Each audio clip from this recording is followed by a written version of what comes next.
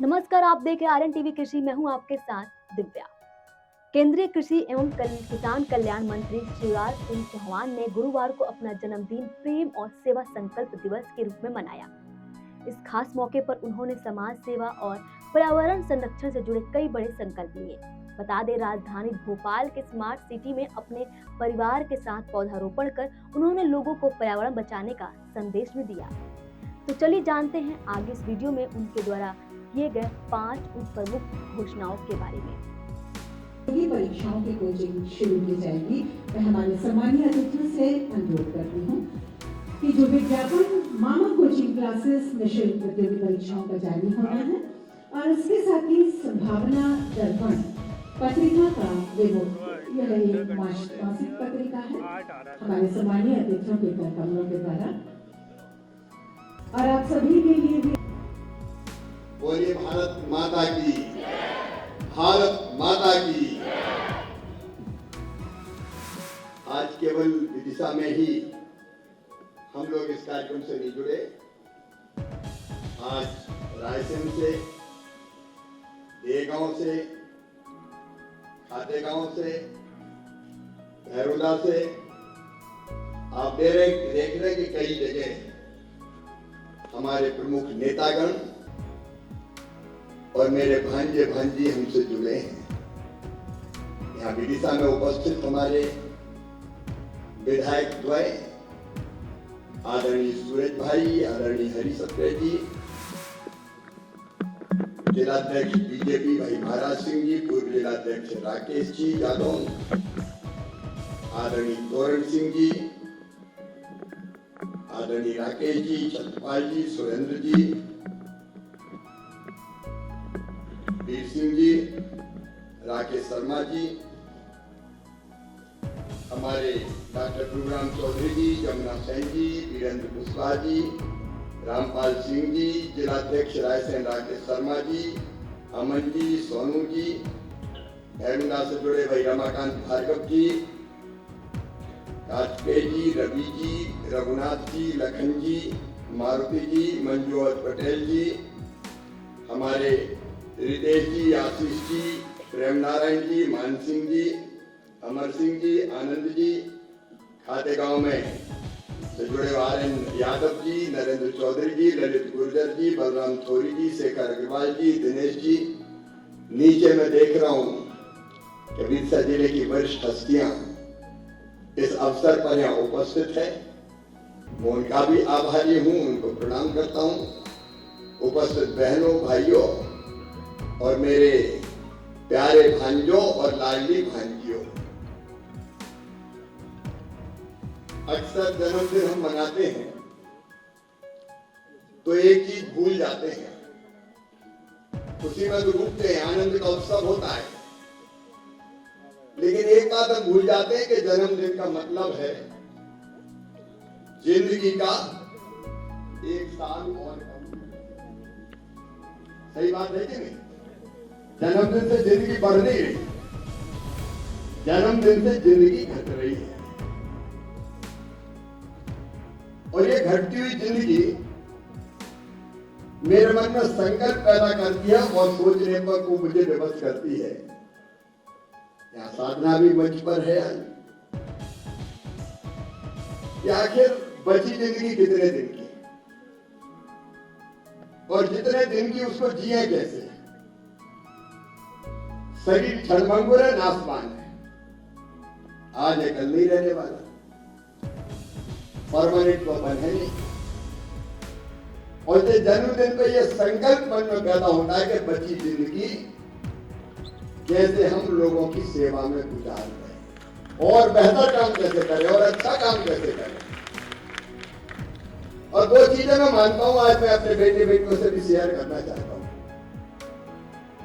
दो चीजें, एक हम जितने बैठे हैं यहां, ये सब जुड़े हुए हैं और पूरे देश में, पूरी दुनिया में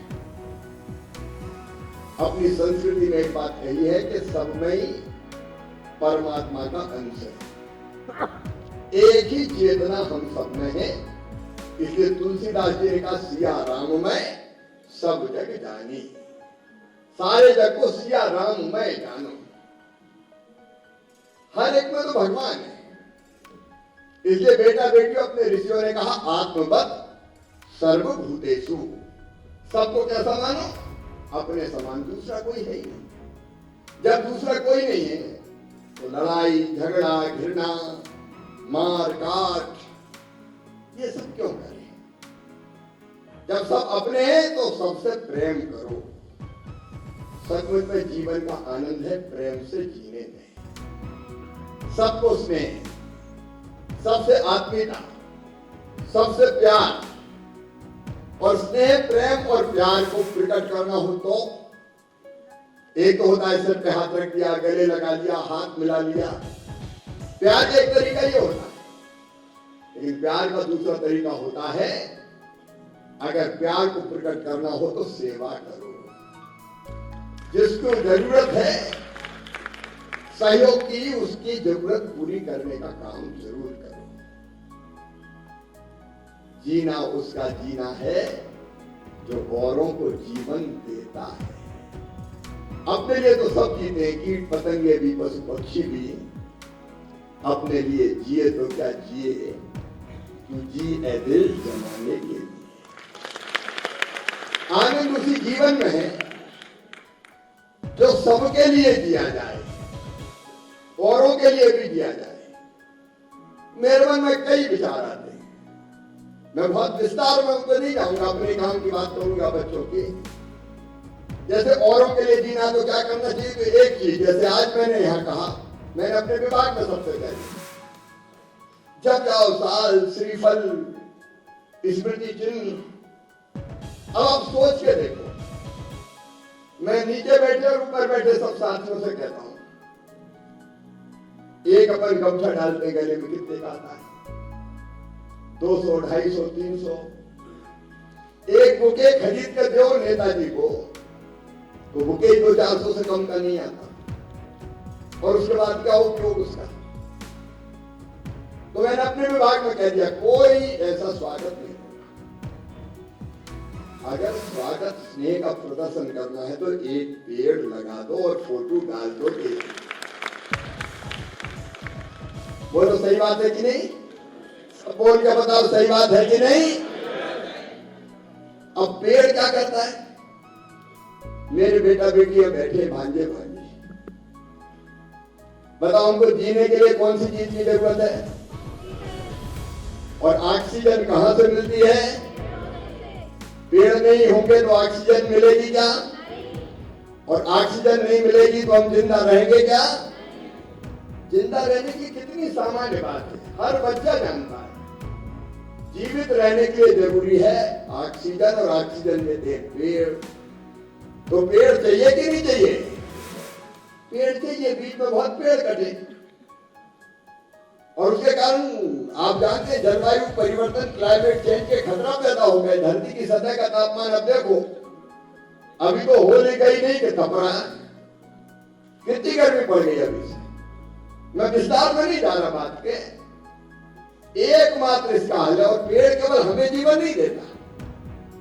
एक पेड़ में देखो, कभी आम खेड़ा जाना है बगल में शमशाबाद सूरज भाई के क्षेत्र में, बरगद का पेड़ कितने एकड़ में फैला है? 5 एकड़ में बरगद का पेड़ फैला है, 10 बीघा में। और उस बरगद पे कितनी जिंदगी पल रही है? पक्षियों का घर वो बरगद है। कीट पतंगे चींटे चींटी, एक बड़े पेड़ में देखो बेटा बेटियों लाखों जीवन पलते हैं, लाखों जीवन। अगर वो पेड़ नहीं रहा ये लाखों जीवन भी नहीं बचे। तो पेड़ हमारे लिए तो जरूरी है, बच्चों के लिए, कीट पतंगों के लिए, चींटे चींटी के लिए, सबके लिए पेड़ जरूरी है। और अगर पेड़ होते हैं तो बरसात आती है, बरसात आकर्षित करते हैं। बरसात की तो फसल अच्छी होती, तो जीने के लिए भी जरूरी है और पेट भरने के लिए भी जरूरी है। पेड़ मिट्टी का कटाव रोकते हैं। और इसलिए एक पेड़ अगर हमने लगाया तो कितनी, धरती की सबसे बड़ी सेवा अगर कोई है तो वो पेड़ लगाना है। धरती पर रहने वाले जीवन की सबसे बड़ी तो पेड़ लगाना है। और इसलिए हमने कहा पेड़ लगाना शुरू करें, और मैं तो रोज ही लगाता हूं। मैं आप सबसे कह रहा हूं बेटा बेटियों, और मेरे जो हमारे सामाजिक और राजनीतिक कार्यकर्ता नेता बैठे हैं, कि रोज मत लगाओ, लेकिन जन्मदिन के दिन तो जरूर पेड़ लगाओ। जितनी ऑक्सीजन हमें जीने के लिए जरूरी है उतनी सांसों का इंतजाम तो हम कर लेंगे, और इसलिए पेड़ लगाने का क्रम चालू। लेकिन साथ में कई विचार और आते हैं। एक बार मैं विदिशा से जा रहा था, रामलीला जब मैदान है बगल तिराहे से, तो मुझे आवाज लगाई। हमारे एक साथी ने वो क्या पिंडी खजूर बेच रहे थे, बनाना, और कहा कि जो चलने की गाड़ी नहीं है, बड़ी दिक्कत होती है। इतने लोग हैं जो दिव्यांग हैं, ढंग से चल नहीं पाते, लेकिन हमारा फर्ज नहीं है कि हम उनकी ऐसी व्यवस्था करें कि जिससे वो चले फिरे भी और काम धंधा रोजगार भी उनका चले। और इसे मन में तय कर लिया कि अपने क्षेत्र में जितने दिव्यांग हैं सबको बैटरी से चलने वाली साइकिल चाहिए। उनकी जिंदगी भी तो चलनी चाहिए। अगर उनके काम नहीं आए तो तुम काय के जनसेवक, काय के नेता, काय के सांसद? तो मन में तय हो गया करना है। मेरे बेटा बेटू मेरे पास बच्चे कुछ आए और मुझे कहा कि मामा हम ये कई तरह की परीक्षा देते हैं, लेकिन उसके पहले कोचिंग जरूरी है, और कोचिंग के लिए जाते हैं तो पैसा बहुत लगते हैं। कोचिंग क्लास के लिए बहुत पैसा लगते हैं, और उतने पैसा हमारे पास नहीं है, तो तुम फीस का इंतजाम करवा दो। अब मेरे मन में लगा कि 1 की फीस, 2 की फीस, फिर हमें लगा साधना पहले कोचिंग, संभावना कोचिंग क्लास निःशुल्क चलाती थी भोपाल में, उसमें से बच्चों का पीएससी में भी सिलेक्शन हुआ, और पीएससी के अलावा कई परीक्षाओं में सिलेक्शन हुआ। तो मन में आया कि अपने बच्चे मामा मामा कहते हैं, और मैं भी बच्चों से बहुत प्यार करता हूँ। ये बेटियां बैठी है, बेटे बैठे हैं, कैसे राज तेरा फर्ज नहीं है कि एक कोचिंग क्लास विदिशा में भी चालू कर दो, जहां हमारे बच्चे जिनको प्रतियोगी परीक्षा में बैठे हैं, और बेटा बेटियों कई प्रतियोगी परीक्षा है। हमने जो सोचा है पीएसएमपी, पीएससी, टीएसपी, एसएससी, बैंकिंग परीक्षाएं, और राज्य में जितनी भी भर्तियां होती, चाहे वो पुलिस की भर्ती हो, शिक्षा विभाग में भर्तियां हो, जितनी भी भर्तियां हो, सबकी तैयारी उस कोचिंग क्लास में। और कोशिश ये रहेगी बेटा बेटियों कि हम अखिल भारतीय स्तर पर जो श्रेष्ठतम कोचिंग चलती है वैसी कोचिंग करवाने की यहाँ कोशिश करेंगे। और इसलिए मन में आया कि जन्मदिन पे भांजे भांजी मिलेंगे तो कुछ ऐसी चीज हो जाए जो उनकी जिंदगी को आसान बना सके, बेहतर बना सके। और इसलिए यहाँ मामा कोचिंग क्लास यहाँ शुरू कर रहे हैं। अभी कार्यक्रम आपको बताया, ये आवेदन कब तक अपने भरे जाएंगे अर्पित? आज से आवेदन प्रारंभ होंगे, और कितने मार्च तक? 30 मार्च तक आवेदन आएंगे। और इसके पहले एक परीक्षा ली जाएगी। देखो चलाना है तो कायदे से चलाना है, ताकि मेहनत करने वाले बच्चे उसमें सिलेक्ट होके आ सके। और अनलिमिटेड संख्या नहीं हो सकती, इसलिए सीमित संख्या, क्योंकि पढ़ाई पर ध्यान देना है। ये है इसका पूरा कार्यक्रम। आज से आवेदन प्रारंभ, आवेदन की अंतिम तिथि 30 तारीख 30 मार्च, और प्रवेश पत्र जारी हो जाएंगे 5 अप्रैल को, लिखित परीक्षा 12 अप्रैल को, और साक्षात्कार, और उसके बाद फिर पढ़ाई प्रारंभ। तो यहाँ हमने किराए का स्थान देखा है, उसको तैयार करने में कितने दिन लगेंगे अपन को? 15-20 दिन में उसको तैयार कर लेंगे। वहां बिल्कुल बहुत सुंदर कोचिंग, जिसमें लाइब्रेरी साधना आपके अनुभव का भी हम लाभ उठाएंगे जो वहां चलाई थी, और वो कोचिंग क्लास प्रारंभ करेंगे। अब सब बच्चों को अगर एडमिशन नहीं मिला तो क्या निःशुल्क होगी? कोई शुल्क नहीं, इसका जो भी व्यवस्था होगी मैं करूंगा सब। और अगर कोई को एडमिशन नहीं मिला तो फिर हमने कहा कि ऑनलाइन कोचिंग भी की जाएगी। उस क्लास में जो पढ़ाई होगी हम ऑनलाइन भी जो बच्चे चाहेंगे उनको मोबाइल पे ही उपलब्ध कराएंगे, ताकि घर बैठे भी वो कोचिंग प्राप्त कर सकें।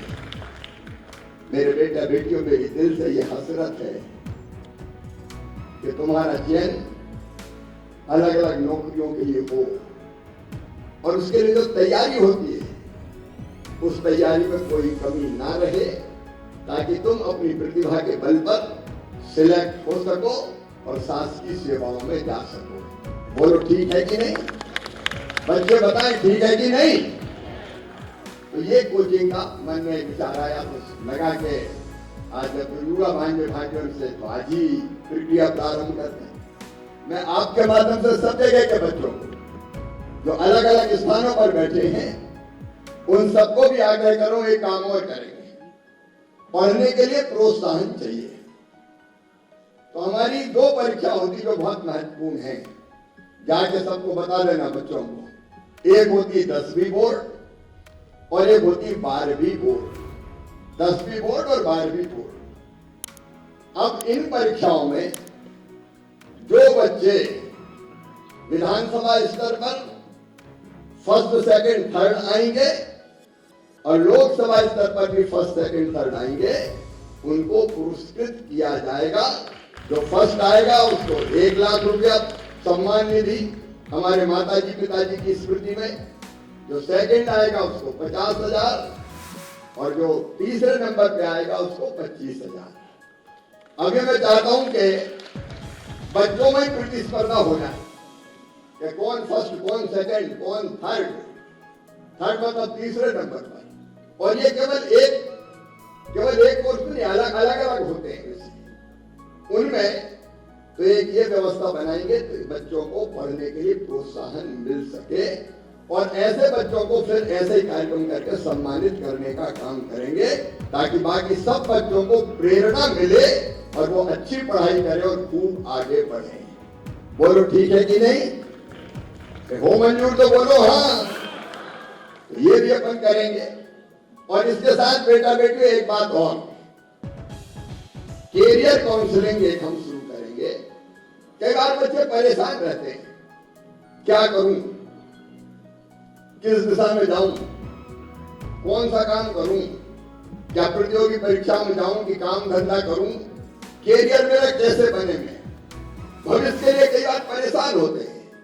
और इसलिए इस कोचिंग के साथ में एक अखिल भारतीय स्तर की कैरियर काउंसलिंग की व्यवस्था करूंगा, जिसमें बच्चों को बताएंगे विशेषज्ञ की बात करके कि तुम्हारी रुचि ये है, तुम्हारी प्रवृत्ति है, तुम्हारा स्वभाव ये है, उसे तुम फलाना काम करो।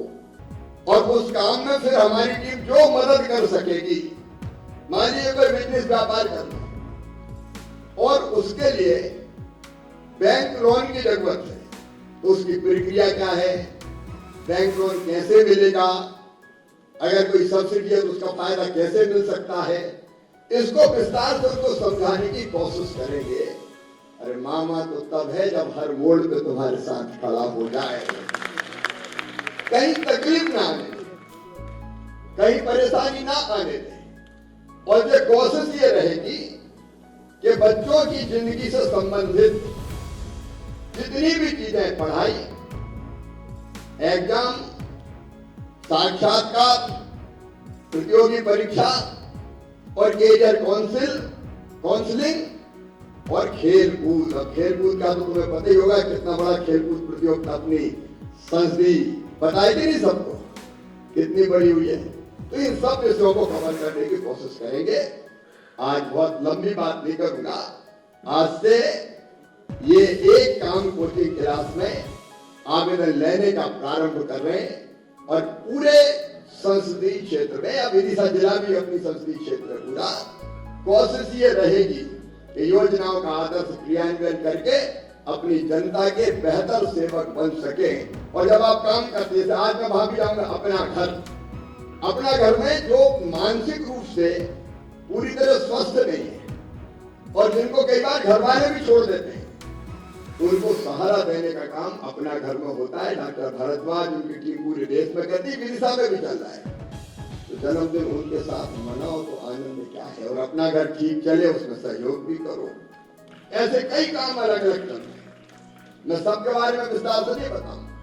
अब यहाँ राकेश जी बैठे, ये मुझे कह रहे थे कि बेटियों की शादी, क्योंकि मुख्यमंत्री कन्या विवाह में कुछ तिथियां तय हो गई हैं और संख्या तय होगी, उसके अलावा संख्या हो जाए तो क्या करें। तो बेटियों की शादी का काम प्रारंभ करेंगे, हम ये भी प्रारंभ किया जा सकता है। देखो, हम जब इस समाज में पैदा हुए हैं तो दूसरे जो है वो जिनको मैं अपना मानता हूँ उनकी सेवा के लिए काम करो। तो जन्मदिन तभी सार्थक है जब लोगों की सेवा में जिंदगी गुजर जाए, और जब इस दुनिया से जाए तो संतोष के साथ जाए कि जमाने को बेहतर बनाने में हमने कोई ना कोई योगदान किया। इसी भाव से आज विदिशा में ये मामा कोचिंग क्लास शुरू करने का एक संकल्प लिया है, जिसकी प्रक्रिया प्रारंभ कर रहे हैं। और आज कठिन दिन है, दूज का दिन, होली के बाद देवता पूजन। कई लोगों ने कहा कि दूज के दिन क्यों रख लिया, हमने कहा दूज के दिन जन्मदिन पड़ गया तो क्या करें, सोचा इसी दिन शुरू करें, तो आज ही कार्यक्रम रख लिया। लेकिन फिर भी सब आए, इसके लिए मैं धन्यवाद देता हूँ। ऊपर भी बेटा बेटी बैठे, उनको भी मैं शुभकामनाएं देता हूँ। होली की भी बहुत बहुत शुभकामनाएं। ये होली का रंग आपकी जिंदगी में खुशियों का हर रंग खोले, आप सब सुखी रहे, निरोग रहे, मंगल और कल्याण हो, और आपकी बेहतर सेवा मैं भी कर पाऊं, भगवान से यही प्रार्थना करता हूं। बहुत बहुत शुभकामनाएं। मेरे साथ बोलिए भारत माता की। और 5 प्रण हमको लेने चाहिए। अभी राष्ट्रीय स्वयंसेवक का संघ का शताब्दी वर्ष चल रहा है, तो एक उनमें सामाजिक समृद्धि। 2 मिनट और रुक जाओ भाई, ए भाई मेरे गुस्सा मत हो, अभी 2 मिनट रुक जाओ, अभी 2 मिनट रुक जाओ, ये बात पूरी हो जाए। अरे अभी रुको भाई, 5 मिनट रुक जाओ, ये बात खत्म करके तुम्हारे पास आओ।